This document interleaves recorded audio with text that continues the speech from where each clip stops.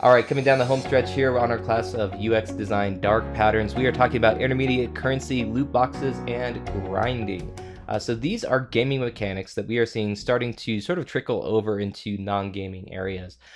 What this is when a product or game offers in-game or in-product currency or loot boxes for purchase using real-world money. The biggest thing here is perceived value and scarcity. So our perceived value of something changes when the amount or type of it is more plentiful, in this case, currency. So for instance, scarcity is key. When we have more of something, we spend more of it and we use more of it. For $3, let's say you could buy $100,000 of in-game cash for your video game. Well, $3 doesn't seem like much, and we might guard that a bit more jealously, especially if that's our only $3 that we have to spend. $100,000 though seems like an awful lot. $100,000 seems to be much more plentiful and fits into our mental models of money as being much more plentiful than $3 does. Studies show that you're much more likely to spend that $100,000 more quickly if you represent it as $100,000 versus $3. So we're starting to see this in things like Grand Theft Auto. Grand Theft Auto 5 is a video game released by Rockstar Games. And certainly most of the other competitive games in that area have similar types of mechanics to it. Even their most recent offering along those lines, which was Red Dead Redemption.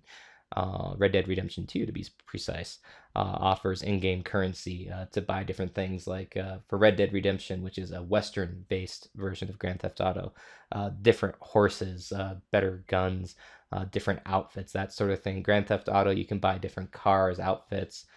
You can buy, skins for your guns and, apartments and that sort of thing. All sorts of fun things you can buy with the in-game currency. So loot boxes are kind of a similar concept to in-game currency in that it's a gambling thing. So with loot boxes, it's all about being able to buy a sort of a box of different possible items. So it might contain an item or might contain a number of different items for your game or product. And these could have a chance of having a special rare thing. So maybe, for Grand Theft Auto, I don't know that they actually have loot boxes in Grand Theft Auto, but if you could buy, say, a loot box in Grand Theft Auto, maybe you might get a better chance of having a really nice car come out of a loot box. It's just kind of an example of something sort of in theory that could work for that. And grinding is sort of what this all comes back to.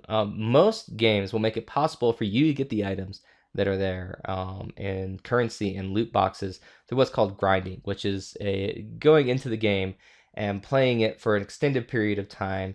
And rather than buying these for real world cash, you can go through and grind it out and actually make an attempt to get these items at a free or low cost just by playing the game.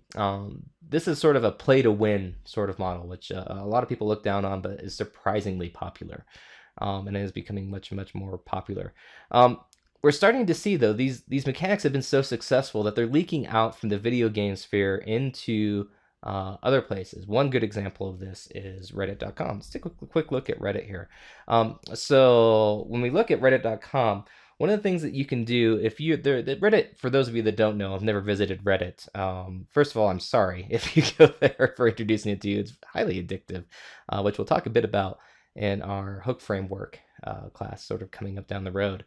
But as far as the reasons why Reddit's addictive, but one of the things that you can do, it's all about posting content and finding things that you like in different communities. So I have my Denver UXer account here that is geared towards design and research and writing and that sort of thing. So one of the things that I might come in here, across in here is a post that I really like. So if I really like this post about researching storytelling template, I could do what's called give them a coin. So I could give them gold or silver or platinum. And each of these coins come with a particular benefit to them. You'll see that a lot of times people are very happy to get coins. It's sort of a social mechanism to say, hey, thank you for doing this. Good job. People are thrilled that somebody took the time and money to buy them coins. Reddit uses this to, pay for their site so that it's another form of income for them. And we can actually go ahead and click on get coins.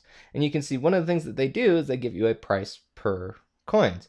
And they'll tell you $1.99 will give you 500 coins, which seems like a lot, but they do tell you that's only going to be up to about 5 different awards.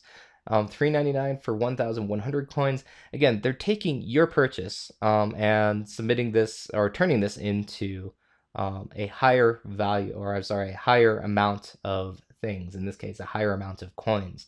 So you're seeing that $1.99 as less scarce than it might be.